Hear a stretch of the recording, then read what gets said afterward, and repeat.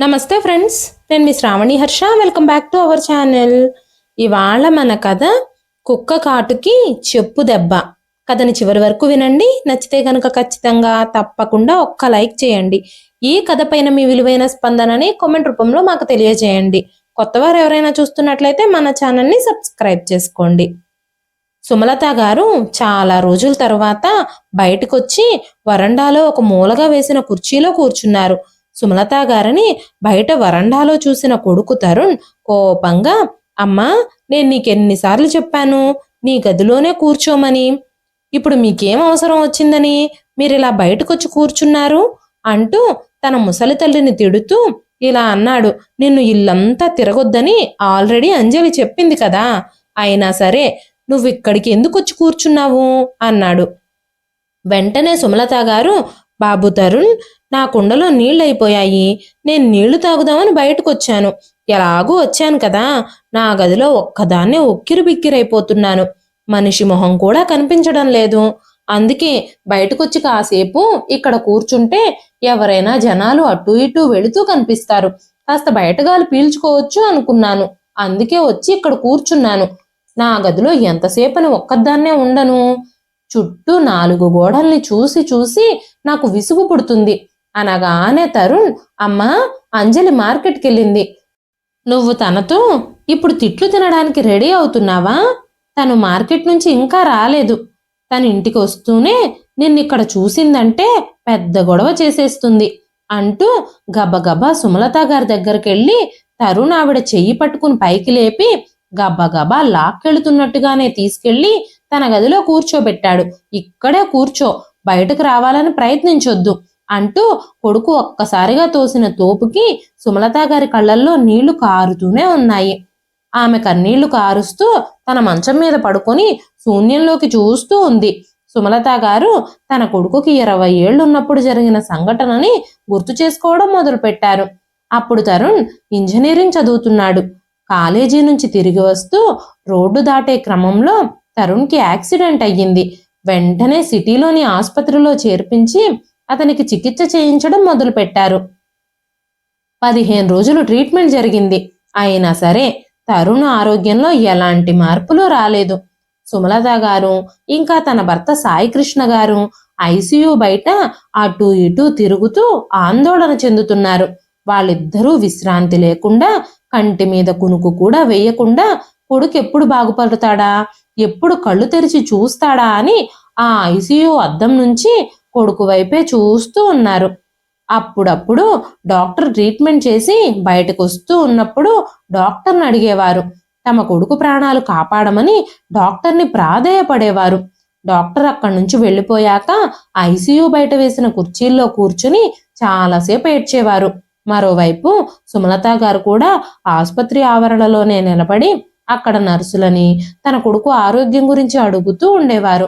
Doctor తరుణ్కి checkup చేసి ఐసీయూలోంచి బయటకు వస్తున్నప్పుడు ఒకరోజు సాయికృష్ణ గారు డాక్టర్ పాదాల మీద పడి, డాక్టర్ గారు, మా తరుణ్ని ఎలాగైనా కాపాడండి, నేను మీకు ఎప్పటికీ రుణపడి ఉంటాను. నేను, నా భార్య, నా కొడుకు కోసమే బ్రతుకుతున్నాము. వాడి మీదే మా ప్రాణాలు పెట్టుకున్నాము. వాడిని ఎలాగైనా కాపాడండి డాక్టర్ గారు అంటూ డాక్టర్ గారిని బ్రతిమాలుతూ ఉన్నాడు. అప్పుడు ఆ డాక్టర్ గారు, సార్, మేము మీ కొడుకు ప్రాణాలని కాపాడాలనే ప్రయత్నిస్తున్నాము, కానీ అతని పరిస్థితి రోజు రోజుకి ఇంకా దిగజారుతూనే ఉంది. వీలైనంత త్వరగా అతనికి సర్జరీ చేసి మందులు వాడాలి. మొత్తం మీద మీకు 3 లక్షల రూపాయలు ఖర్చు అవుతుంది. ఆపరేషన్కి డబ్బులు సమకూర్చుకోండి. ఎంత తొందరగా వీలైతే అంత తొందరగా ఆపరేషన్ చేయాలి. ఆపరేషన్ చేయకపోతే మీ కొడుకు ప్రాణాలకే ప్రమాదం అని డాక్టర్ చెప్పగానే ఆ డాక్టర్ మాటలు విని సాయికృష్ణ గారు డబ్బు ఏర్పాటు చేయడానికి చాలా ప్రయత్నాలు చేశారు. ఎంత పరుగులు తీసినా కూడా ఆయన 1.5 లక్షల డబ్బులు మాత్రమే ఏర్పాటు చేయగలిగారు. సాయికృష్ణ గారు తన కొడుకుకి ఏమైనా అవుతుందేమోనని చాలా కంగారు పడిపోయారు. తన నిస్సహాయతను చూసి తనని తానే తిట్టుకోవడం మొదలుపెట్టారు. ఇంకా ఇంతకంటే ఆయనకు సహాయం చేసేవారెవ్వరూ లేరు. వెంటనే ఆయనకి కూతురు సౌమ్య గుర్తుకొచ్చింది. వెంటనే తన కూతురు సౌమ్యకి అల్లుడు రాహుల్కి ఫోన్ చేసి పిలిపించారు. ఫోన్లోనే సాయికృష్ణ గారి విషయం అంతా చెప్పగానే సౌమ్య భర్త రాహుల్ ఆలస్యం చేయకుండా మిగిలిన రక్షన్నర తీసుకొని సాయికృష్ణ గారి చేతుల్లో పెట్టాడు. ఎట్టకేలకి తరుణ్కి ఆపరేషన్ జరిగింది. ఆపరేషన్ తర్వాత డాక్టర్ తరుణ్ని చాలా జాగ్రత్తగా చూసుకోవాలని చెప్పారు. కాలం మెల్లమెల్లగా గడుస్తూ వచ్చింది. అలాగే సాయికృష్ణ గారు కూడా చాలా కష్టపడి కొడుకుని జాగ్రత్తగా చూసుకున్నారు. కొడుకుకి ఎలాంటి కష్టము కలగనివ్వలేదు. తరుణ్ తన ఇంజనీరింగ్ చదువు పూర్తి చేసుకున్నాడు. అంతేకాకుండా క్యాంపస్ సెలక్షన్లోనే ఒక మంచి ఎంఎన్సి కంపెనీలో ఉద్యోగం కూడా సంపాదించాడు. ఉద్యోగంలో చేరిన 1 సంవత్సరానికి తరుణ్కి పెళ్లి చేయాలని పెళ్లి సంబంధాలు వెతకడం మొదలుపెట్టారు సుమలత గారు, సాయికృష్ణ గారు. కానీ తరుణ్ తనతో పాటు ఆఫీస్లో పనిచేసే అంజలి అనే అమ్మాయిని పెళ్లి చేసుకోవాలని, తననే ప్రేమిస్తున్నానని ఇంట్లో చెప్పాడు. సుమలత గారు తనకు కాబోయే కోడలు గురించి ఎన్నో కలలు కన్నారు. అమ్మాయి అందంగా ఉండాలని, వాళ్ళ కుటుంబంలో కలిసిపోవాలని, చాలా నెమ్మదస్తురాలై ఉండాలని ఎన్నో కలలు కన్నారు. కానీ తరుణ్ ఆవిడ కలల మీద నీళ్లు జల్లేశాడు. ఇంక చేసేది లేక కొడుకు ఇష్టాన్ని కాదంటే కొడుకు తట్టుకోలేడని ఆ అమ్మాయిని కలవడానికి ఒప్పుకున్నారు సాయికృష్ణ గారు, సుమలత గారు. కానీ అంజలిని కలిసిన మొదటిసారే అంజలి ప్రవర్తన గాని, పెద్దవాళ్లతో మాట్లాడే విధానం గాని వాళ్ళిద్దరికీ అస్సలు నచ్చలేదు. అంజలి తల్లిదండ్రులు కూడా ఈ పెళ్లికి నిరాకరించారు. అయితే అంజలి గాని తరుణ్ గాని ఇద్దరూ పెద్దవాళ్ళెవ్వరి మాటల్ని లెక్క చేయలేదు. ఎవ్వరి మాట వినలేదు. ఎట్టకేలకి వాళ్ళిద్దరూ పట్టుదలతో పట్టుబట్టి పెళ్లి చేసుకున్నారు. అనుకున్నట్టుగానే కోడలు అంజలి చాలా మొండిగా, కోపంగా ఉండేది. రోజు ఇంట్లో గొడవలు పెట్టడం తనకి అలవాటుగా మారిపోయింది. ప్రతి చిన్న విషయాన్ని పెద్దది చేస్తూ రోజు ఆ ఇంట్లో ఏదో ఒక రాద్ధాంతం సృష్టించేది. అత్తామామలతో కలిసి జీవించాలనే ఉద్దేశమే ఆమెకు లేదు. అందరితో కలిసి ఒకే ఇంట్లో ఉండడానికి తను అస్సలు అంగీకరించలేదు. చాలా పట్టుబట్టి భర్తని పోరు పెట్టి చాలా తక్కువ సమయంలోనే అంజలి తరుణ్ని తీసుకొని అద్దె ఇంట్లో నివసించేందుకు వెళ్ళిపోయింది. ఆ ఇంట్లో నుంచి వెళ్ళిపోయిన తర్వాత తరుణ్ కూడా తల్లిదండ్రుల్ని కలవడానికి ఒక్కసారి కూడా వెళ్ళేవాడు కాదు. తన తల్లిదండ్రుల్ని కలవడం అంజలికి అస్సలు ఇష్టం ఉండేది కాదు. అందుకే తరుణ్ అంజలితో గొడవలు పడ్డం ఇష్టం లేక తల్లిదండ్రులకి దూరంగా ఉండేవాడు. సాయికృష్ణ గారికి తరుణ్ అంటే చాలా ఇష్టం. తరుణ్ని చూడకుండా ఆయన ఉండలేకపోయేవారు. తరుణ్పై బెంగ పెట్టుకొని ఆయన తరచుగా అనారోగ్యానికి గురయ్యేవారు. సాయికృష్ణ గారు చాలాసార్లు అనారోగ్యానికి గురైనట్టు తరుణ్కి కబురు చేసినా కూడా తరుణ్ ఒక్కసారి కూడా తల్లిదండ్రుల్ని చూడ్డానికి రాలేదు. పండగలకి, సెలవులకి కూడా తల్లిదండ్రుల దగ్గరికి వచ్చేవాడే కాదు. కనీసం ఫోన్ చేసి తల్లిదండ్రుల యోగక్షేమాలు కూడా కనుక్కునేవాడు కాదు. సాయికృష్ణ గారికి కొడుకంటే చాలా ఇష్టం. కొడుకుని చూడకుండా ఒక్కరోజు కూడా ఆయన ఉండలేరు. అలాంటిది కొడుకలా ఇంటి నుంచి వెళ్ళిపోవడంతో ఆయన తీవ్ర దిగ్భ్రాంతికి గురైపోయారు. ఆయన ఆరోగ్యం మెల్లమెల్లగా క్షీణిస్తూ వచ్చింది. ఆయన ఎవ్వరితోనూ మాట్లాడకుండా మౌనంగా అయిపోయారు. ఒకరోజు అకస్మాత్తుగా ఆయనకి గుండెల్లో నొప్పి వచ్చింది. సుమలత గారికి ఏం చేయాలో అర్థం కాలేదు. ఆవిడ చాలా కంగారు పడిపోయింది. ఆవిడకి కాళ్ళు చేతులు ఆడడమే లేదు. ఎలాగో తేరుకొని ఇరుగు పొరుగు వాళ్ళందరినీ పిలుచుకొచ్చి సాయికృష్ణ గారిని ఆసుపత్రికి తీసుకెళ్ళింది.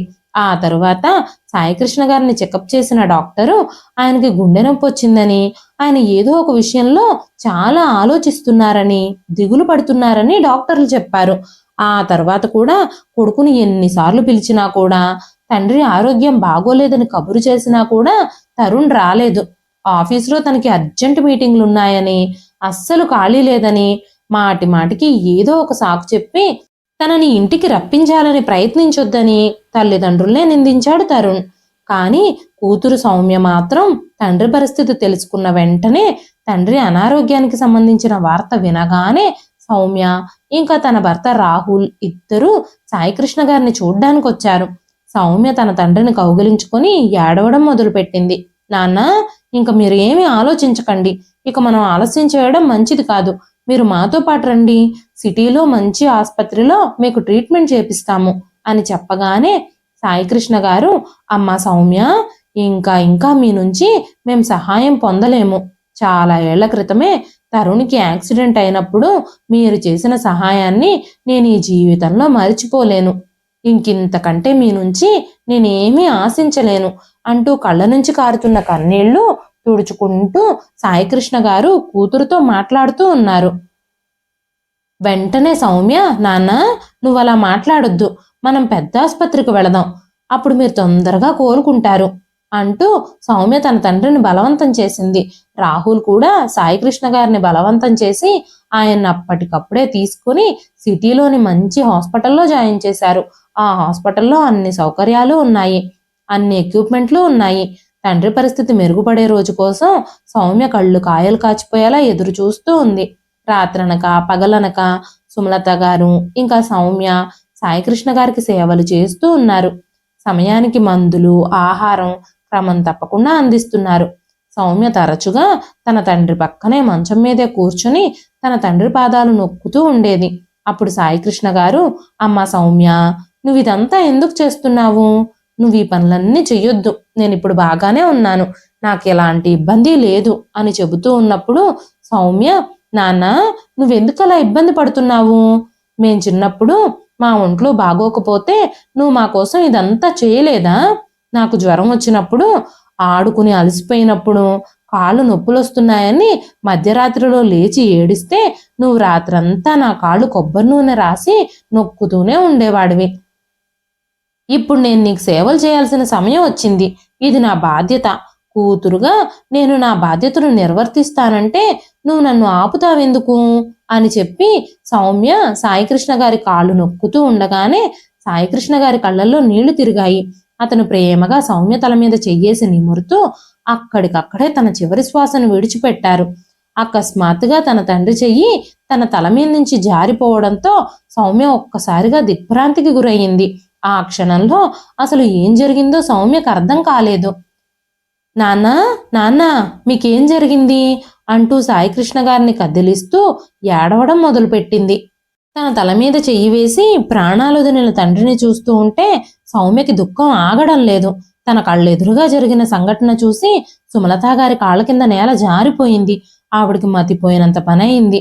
సౌమ్య తన తండ్రిని గట్టిగా కౌగిలించుకుని ఏడవడం మొదలుపెట్టింది. సాయికృష్ణ గారు ఆ రోజు వరకు కూడా తన కొడుకుని కలవాలని తహతహలాడారు. తన కొడుకు కోసమే ఎదురు చూశారు. తండ్రి మరణ వార్త తెలియగానే కొడుకు, కోడలు తండ్రిని చివరి చూపు చూడ్డానికి వచ్చారు.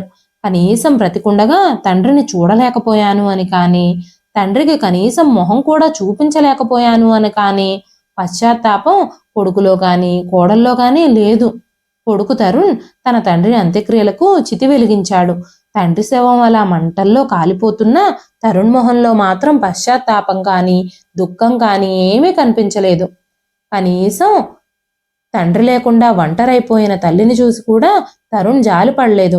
ఒక్కతే తల్లి ఎలా బ్రతుకుతుంది అని కూడా ఆలోచించకుండా తన దారిన తాను వెళ్ళిపోయాడు. సుమలతా గారు భర్త మరణించిన దగ్గర నుంచి రోజు రోజుకి ఆవిడ పరిస్థితి దిగజారిపోతూ వచ్చింది.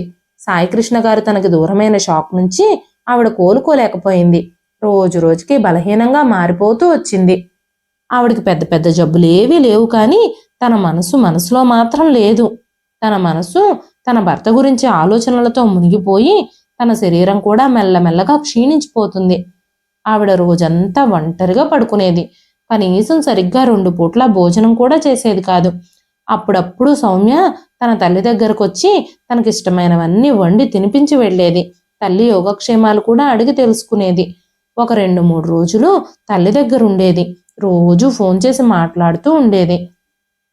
కానీ ఇరుగు పొరుగు వాళ్ళు, చుట్టాలు, బంధువులు తండ్రి చనిపోయాక కూడా తల్లిని ఒంటరిగా వదిలేశాడని తరుణ్ గురించి ఇష్టం వచ్చినట్టు మాట్లాడుకుంటున్నారు. ఇప్పుడు తరుణ్ ఇంకా అంజలి సమాజానికి భయపడి అద్దింటి నుంచి తమ సొంతింటికి తిరిగి వచ్చేశారు.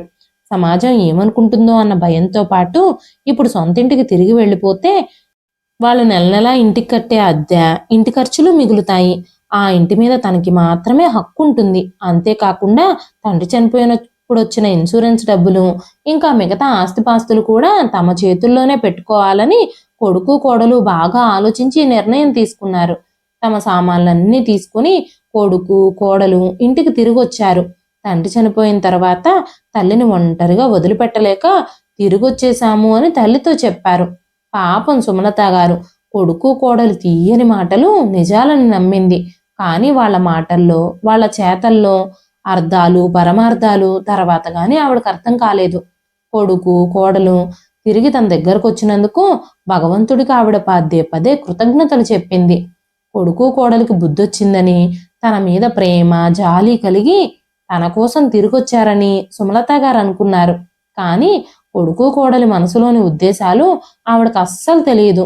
కొన్ని రోజులు గడిచేసరికి కోడలు అంజలి ఇంటి మొత్తాన్ని తన ఆధీనంలోకి తీసేసుకుంది.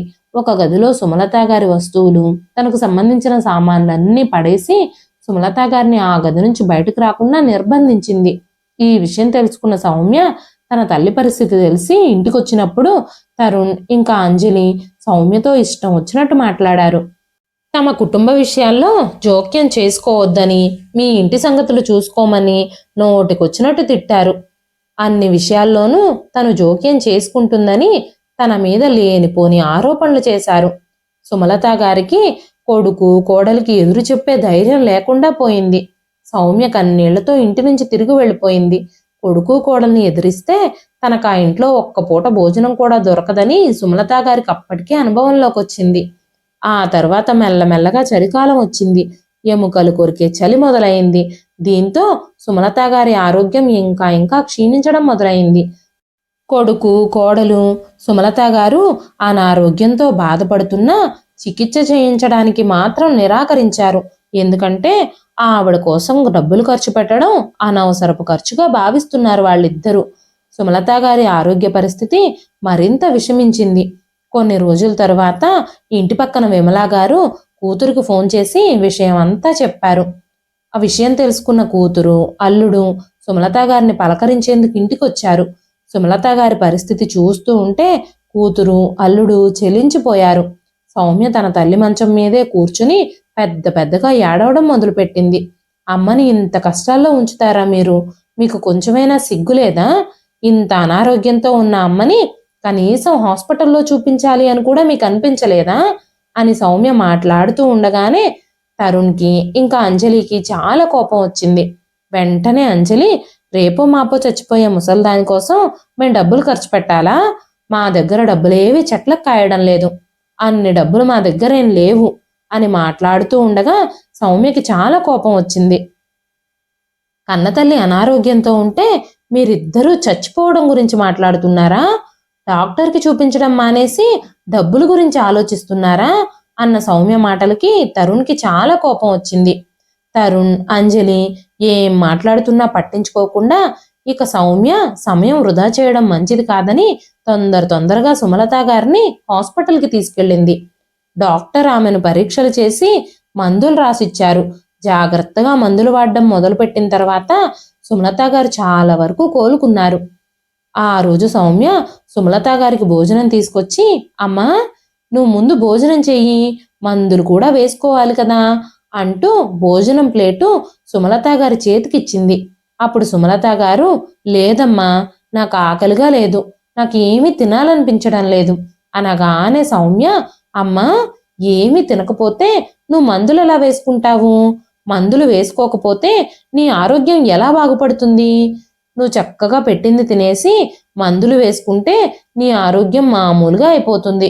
నువ్వు ఇంతకు ముందులాగా హాయిగా తిరగొచ్చు అని చెప్పగానే సుమలత గారు, శరీరంలో రోగాలని మందులతో నయం చేసుకోవచ్చు, కానీ నా మనసే అనారోగ్యంతో ఉంది, దాన్ని ఎలా నయం చేసుకోవాలి అనగానే సౌమ్య, అమ్మా తరుణ్ కోసం నాన్న నువ్వు ఎంత కష్టపడ్డారు, మీ జీవితం మొత్తం త్యాగం చేశారు, కానీ తరుణ్ మీ విషయంలో ఇలా ప్రవర్తిస్తాడని నేను కలలో కూడా అనుకోలేదు.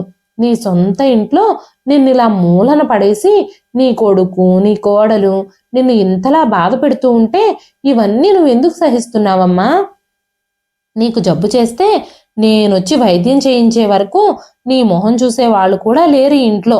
నీ కోసం వచ్చిన నన్ను కూడా వాళ్ళంతగా అవమానిస్తున్నారో నువ్వు చూస్తూనే ఉన్నావు కదా. కానీ నాకు నీ ఆరోగ్యమే ముఖ్యం. నీ కోసం నేను ఇన్ని అవమానాలైనా సహిస్తాను. అందుకే పదే పదే నీ కొడుకు నీ కోడలు నన్ను అవమానిస్తున్నా కూడా నేను నీ కోసం ఈ ఇంటికి వస్తూనే ఉన్నాను. వాళ్ళ మాటలేవి పట్టించుకోకుండా నీకు సేవలు చేస్తున్నాను. నాతో పాటు మా ఇంటికి రమ్మంటే నువ్వేమో రావు. ఇక్కడేమో నీతో కొడుకు కోడలు ఇంత చెడుగా ప్రవర్తిస్తున్నారు. శత్రువుకు కూడా చెయ్యని పనులు నీ విషయంలో వాళ్ళు చేస్తున్నారు. కానీ నువ్వెందుకు వాళ్ళ గురించి నాతో ఏమి చెప్పవు? ఈ ఇల్లు నీ ఇల్లు. నీకు ఇబ్బంది కలిగితే వాళ్ళని ఇంట్లో నుంచి బయటకు పంపించేసే పూర్తి హక్కు నీకుంది. తరుణ్ ఇంకా అంజలి తమ సొంత తల్లిదండ్రులను కూడా తమ సుఖ సంతోషాల కోసం బలివ్వడానికి కూడా వెనకాడడం లేదు. తన కన్న తల్లిని పూర్తిగా మర్చిపోయాడు నీ కొడుకు. వైద్యం చేయిస్తే డబ్బులు దండగా అని, నువ్వు ఎప్పుడు చచ్చిపోతావా అని ఎదురు చూస్తున్నారిద్దరు. అయినా సరే నువ్వు ఇవన్నీ ఎందుకు భరించాలి అనగానే సుమలత గారు కన్నీళ్లతో, తరుణ్ నా కొడుకు, నేను వాణ్ణి చాలా ప్రేమిస్తున్నాను. నేను అతన్ని నా సొంత చేతులతో పెంచి పెద్ద చేశాను. నా సొంత కొడుకుని, నా రక్తం పంచుకు పుట్టిన నా వంశ వారసుడిని నేనెలా దూరం చేసుకోగలుగుతాను? తరుణ్ మంచివాడే, కానీ కోడలు అంజలి తరుణ్కి ఆంక్షలు పెట్టి కన్న తల్లి వైపు కన్నెత్తి కూడా చూడకుండా చేస్తుంది. అనగానే సౌమ్య, అమ్మా నువ్వెన్ని రోజులు ఇవన్నీ భరిస్తావు? పిల్లలకి తల్లిదండ్రుల ప్రాముఖ్యత తెలియకపోతే అలాంటి పరిస్థితుల్లో తల్లిదండ్రులే పిల్లల్ని సరైన దారిలో పెట్టాలి. అది పూర్తిగా తల్లిదండ్రుల బాధ్యతే అవుతుంది. మనిషికి వృద్ధాప్యం వచ్చింది అంటే వాళ్ళు పనికిరాని పాత వస్తువుల్లాగా ఒక మూలన పడుండాలని ఎక్కడా లేదు కదా అని చెప్పింది సౌమ్య. సుమలత గారి ఆరోగ్యం కాస్త కుదుట పడడంతో సౌమ్య తల్లికి అన్ని జాగ్రత్తలు చెప్పి తల్లి పనులన్నీ చెయ్యడానికి ఒక పని మనిషిని పెట్టి మళ్ళీ వీలు చూసుకుని వస్తానని చెప్పి తన ఇంటికి తిరిగి వెళ్ళిపోయింది. సౌమ్య వెళ్ళిపోయిన తర్వాత సుమలత గారు తనలో తానే ఆలోచించుకోవడం మొదలుపెట్టారు. ఆవిడ వయసు 65 సంవత్సరాలు ఉంటాయి అంతే. కానీ భర్త పోయిన బాధ, కొడుకు కోడలు నిర్లక్ష్యం, వీటన్నింటి వల్ల సమయం కంటే ముందే ఆవిడ వృద్ధురాలైపోయినట్టుగా కనిపిస్తుంది. సుమలత గారికి 2 మనవాళ్ళు ఉన్నారు, కానీ ఆవిడ దగ్గరకొచ్చి కూర్చునే సమయం వాళ్ళిద్దరిలో ఎవ్వరికీ లేదు. కనీసం నానమ్మ అంటూ నోరారా కూడా పలకరించరు. తను వాళ్ళకి నాన్నమ్మ అని, తనని ప్రేమించాలని, గౌరవించాలని తల్లిదండ్రులు చెబితేనే కదా వాళ్ళకి మాత్రం తెలిసేది అనుకున్నారు సుమలత గారు. సుమలత గారు తన పనులు తాను చేసుకోలేకపోవడంతో సౌమ్య తన తల్లిని చూసుకోవడానికి ఒక పని మనిషిని పెట్టింది. ఎందుకంటే అంతకంటే ఎక్కువ రోజులు తన కుటుంబాన్ని వదిలేసి తల్లి దగ్గరే ఉండడం సౌమ్యకు కూడా వీలు కాలేదు. ఆ అమ్మాయి వచ్చి సుమలత గారి పనులన్నీ చేసి పెడుతుంది. ఈ విషయాలన్నీ ఆలోచించుకుంటూ ఆ రోజు రాత్రి సుమలత గారికి అస్సలు నిద్ర పట్టలేదు. సుమలత గారు బలవంతంగా దుప్పటి ముసుగేసుకొని పడుకున్నారు. ఈ విషయాలన్నీ ఆలోచిస్తూ నిద్రలోకి జారుకున్నారు. నిద్రలో కూడా ఆవిడికి కూతురు మాటలే వినిపిస్తున్నాయి. ఆవిడికి కలలో కూతురు, అమ్మా నువ్వు ఈ ఇంటి యజమానురాలివి. ఈ ఇంట్లో ప్రతి వస్తువు నీ చేతులతోనే కొన్నావు.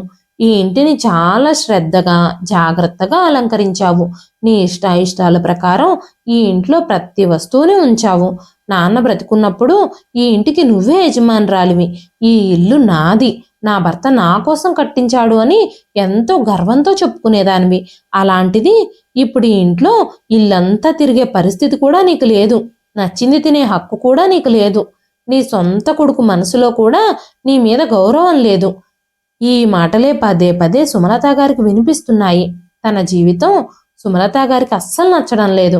ఎవరైనా ఏ విషయం గురించైనా సరిగ్గా మాట్లాడినప్పుడు వాళ్ళని అభినందించి తీరాలి. కూతురు కూడా తల్లి విషయంలో అలాంటి మాటలే మాట్లాడింది. అమ్మా నీ జీవితాన్ని ఇలా వృధా చేసుకుంటూ ఇంత హీనమైన బ్రతుకు బ్రతకాల్సిన అవసరం లేదు. నిన్నిలాంటి పరిస్థితుల్లో చూస్తే నాన్నగారి ఆత్మ కూడా శాంతించదు. ఆయన పైలోకంలో నుండి నిన్ను చూస్తూ చింతిస్తూనే ఉంటారు అంటూ మాట్లాడుతుంది సౌమ్య. ఆ మాటలన్నీ తన మనసులో వినబడుతూనే ఉన్నాయి. సుమలత గారికి ఒక్కసారిగా నిద్ర నుంచి మెలకు వచ్చింది. అకస్మాత్తుగా ఆమె చుట్టూ చూడడం ప్రారంభించింది. కానీ ఆవిడ దగ్గరలో ఎవ్వరూ లేరు. ఆవిడ కూతురు సౌమ్య కోసం వెతుకుతుంది, కానీ సౌమ్య అక్కడ కనిపించలేదు. అది కలలా అనిపించింది, కానీ ఆ మాటలన్నీ వాస్తవాల్లానే ఉన్నాయి. ఆ తరువాత సుమలత గారిలో చాలా మార్పు వచ్చింది. సమయానికి ఆహారం తీసుకోవడం, మందులు తీసుకోవడం మొదలుపెట్టింది. ఆమె ఆరోగ్యం కొద్ది రోజుల్లోనే చాలా వరకు మెరుగుపడింది. వయసు కారణంగా శరీరంలో కొంత బలహీనత వచ్చింది, కానీ ఇప్పుడు దాన్ని కూడా అధిగమించడానికి ప్రయత్నిస్తున్నారు ఆవిడ.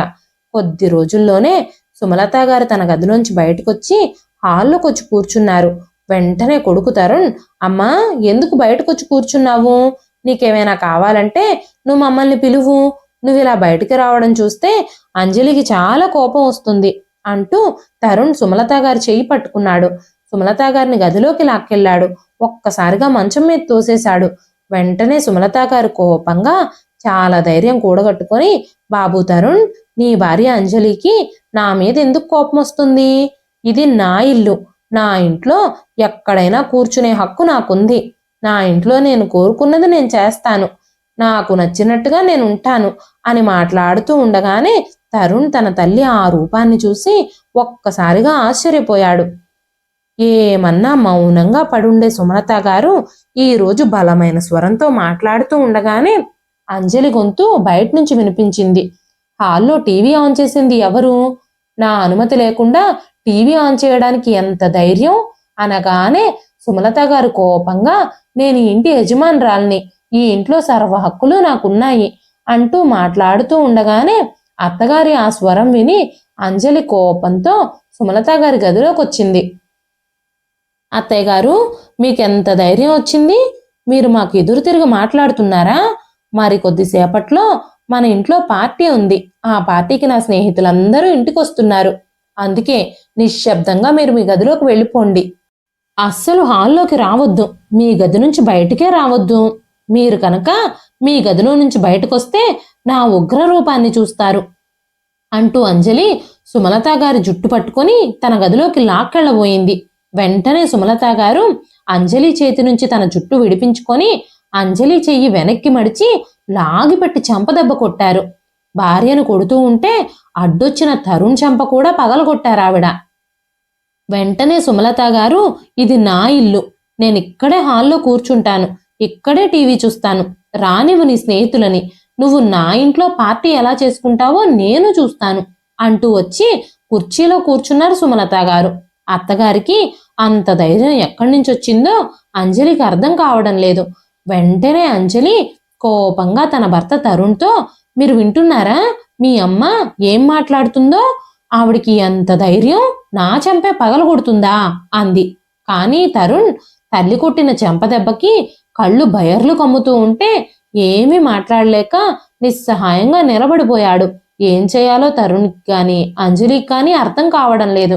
కాసేపటి తర్వాత తరుణ్ తన తల్లితో, అమ్మా అర్థం చేసుకో, నువ్విప్పుడు నీ గదిలోకి వెళ్ళు.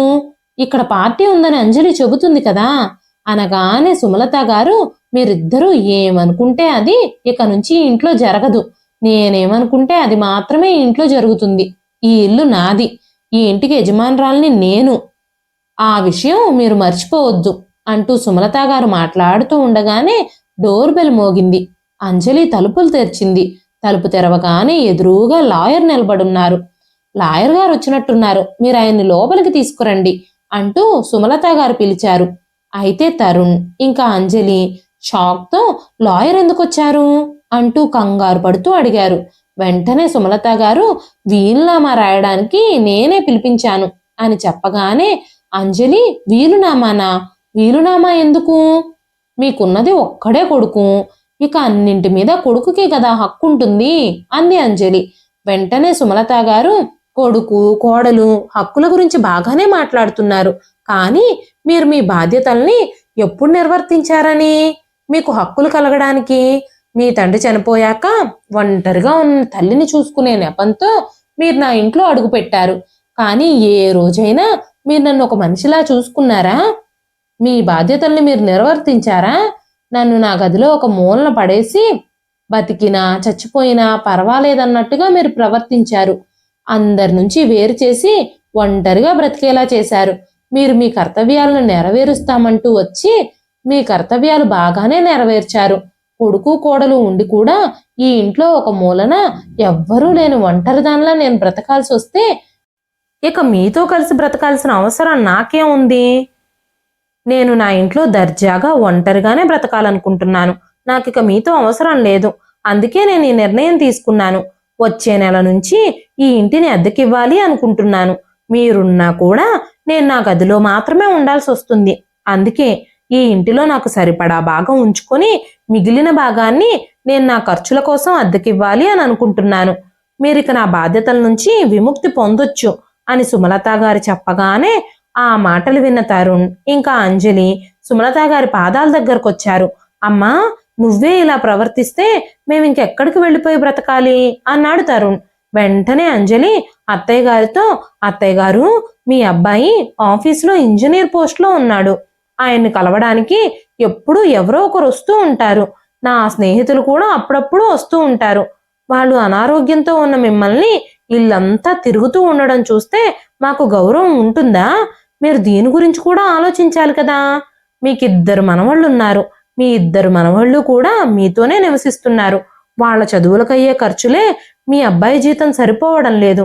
ఇప్పుడు మేము అద్దె ఇల్లు కూడా పొందాలంటే మాకు ఎంత ఖర్చులవుతాయో అనగానే సుమలత గారు, ఎప్పుడూ నానమ్మ అని కూడా నన్ను నోరారా పిలవని మనవాళ్ల గురించి నేనిప్పుడు ఆలోచించాలా? మీరు నా బాధ్యతలు తీసుకుంటున్నందుకు చాలా బాధపడిపోతూ ఉన్నారు కదా. ఇక నా బాధ్యత నుంచి మీరు విముక్తి పొందండి. మీ ప్రవర్తన చూశాకే నేను ఇలాంటి నిర్ణయం తీసుకున్నాను. నేను జీవించున్నంత వరకు ఈ ఇంటిని అద్దెకిస్తాను. నా మరణానంతరం ఈ ఇంట్లో నా కొడుకు, కోడలు, మనవడు, మనవరాలికి ఎలాంటి హక్కు లేదు. నా కూతురు, అల్లుడికి మాత్రమే ఇంట్లో హక్కు ఉంటుంది. ప్రతి ఇబ్బందిలోనూ, ప్రతి పరిస్థితిలోనూ నా కూతురు, అల్లుడే నాకు మద్దతుగా నిలిచారు. అయినా సరే కొంచెం కూడా విలువివ్వకుండా నా కొడుకు, కోడలు నా కూతుర్ని, అల్లుణ్ణి అవమానిస్తూ ఉన్నా సరే నేను మౌనంగా ఊరుకున్నాను. నా కూతురుతో సంబంధాలు కూడా తెంచేసుకున్నాను. ఎన్నో సంవత్సరాల క్రితం నీకు యాక్సిడెంట్ జరిగినప్పుడు, నీ జీవితం ప్రమాదంలో ఉన్నప్పుడు నా కూతురు, అల్లుడే నీ చికిత్స కోసం లక్షల రూపాయల డబ్బు చెల్లించారు. మీ నాన్న హార్ట్అటాక్తో హాస్పిటల్లో ఉంటే ఆ ట్రీట్మెంట్ ఖర్చులు కూడా నా కూతురు, అల్లుడే పెట్టుకున్నారు. ఇప్పుడు నేను అనారోగ్యంతో ఆ గదిలో పడి మూలుగుతున్నా కూడా నా కూతురే వచ్చి నాకు వైద్యం చేయించి నా కోసం ఒక పని మనిషిని కూడా పెట్టి నన్ను బాగు చేసి వెళ్ళింది. మీ నాన్న చివరి క్షణాల్లో ఉన్నప్పుడు మిమ్మల్ని కలవాలని ఎంత తహతహలాడారో. మనవళ్ల ముఖాలు చూడాలని, కొడుకుని చివరిసారిగా చూసుకోవాలని ఆయన తహతహలాడినప్పుడు మీరు కనీసం ఆయన్ని చివరి చూపు కూడా చూడ్డానికి రాలేదు. నీ ఇలాంటి కొడుకు ఉన్నా ఒక్కటే, లేకపోయినా ఒక్కటే అనగానే తరుణ్ సుమలత గారి కాళ్ళు పట్టుకుని, అమ్మా, మమ్మల్ని క్షమించు. నేను చాలా పెద్ద తప్పు చేశాను. నా భార్య మాయలో పడిపోయి నేను మిమ్మల్ని ఇద్దరిని నిర్లక్ష్యం చేశాను. నన్ను క్షమించమ్మా. ఇప్పుడు మమ్మల్ని రోడ్డు మీదకి పంపించొద్దు అంటూ కాళ్ళు పట్టుకొని ప్రాధేయపడుతూ ఉండగా సుమలత గారు కొడుకు, కోడలి ఏడుపుల్ని అస్సలు పట్టించుకోలేదు. ఆవిడ తన మిగిలిన జీవితం ఆత్మగౌరవంతో తన ఇంట్లో ప్రశాంతంగా బ్రతకాలని కోరుకుంటూ ఉంది. తన కూతురు కూడా భయపడుతూ, అవమానపడుతూ తన ఇంటికి రావడం తనకిష్టం లేదు. అందుకే తన కూతురు దర్జాగా తనకి కావలసినప్పుడు తన తల్లి దగ్గరకు వచ్చి తన యోగక్షేమాలు అడిగే విధంగా, ఎప్పుడు కావాలంటే అప్పుడు తన ఇంటికి నిరభ్యంతరంగా వచ్చే విధంగా తను అన్ని ఏర్పాట్లు చెయ్యాలని అనుకుంది. అందుకే కొడుకుని, కోడళ్ళని, మనవళ్ళని నిర్దాక్షిణ్యంగా ఆవిడ ఇంట్లో నుంచి బయటకు పంపించేసింది. ఆ నెలాఖరికి కొడుకు, కోడలు, మనవళ్లతో కలిసి ఆ ఇంటిని ఖాళీ చేయాల్సి వచ్చింది. సుమలత గారు ఎప్పటికీ ఆ ఇంటి మీద కానీ, తమకున్న ఆస్తి మీద కానీ, తన దగ్గరున్న డబ్బు మీద కానీ కొడుకు, కోడలికి ఎలాంటి హక్కు దక్కనివ్వలేదు. కొద్ది రోజుల్లోనే ఆ ఇంటిని తనకి సరిపడా భాగం ఉంచుకొని మిగిలిన భాగం అద్దెకిచ్చేసింది. ఆ వచ్చే అద్దె డబ్బులతో, బ్యాంకులో ఉన్న డబ్బుల మీద వచ్చే వడ్డీ డబ్బులతో తన జీవితాన్ని ప్రశాంతంగా గడపడం మొదలుపెట్టింది. సౌమ్య పెట్టి వెళ్లిన పని మనిషి సుమలత గారి యోగక్షేమాలు చూసుకుంటూ తన పనులన్నీ చేసి పెడుతుంది. సౌమ్య కూడా తన తల్లిని ఎప్పుడు కలవాలంటే అప్పుడు, తను తల్లిని కలవాలనుకున్నప్పుడల్లా ఎలాంటి ఇబ్బంది పడకుండా తల్లి దగ్గరకు వచ్చి 2-3 రోజులు గడిపి వెళుతూ ఉండేది. ఇదండి ఈ రోజు కథ. ఈ కథ మీకు ఎలా అనిపించింది? సుమలత గారు కొడుకు, కోడలి విషయంలో సరైన నిర్ణయమే తీసుకున్నారని మీరు భావిస్తున్నారా? మీ విలువైన అభిప్రాయాలని కామెంట్ రూపంలో మాకు తెలియజేయండి. కథ నచ్చితే ఖచ్చితంగా ఒక్క లైక్ చేయండి.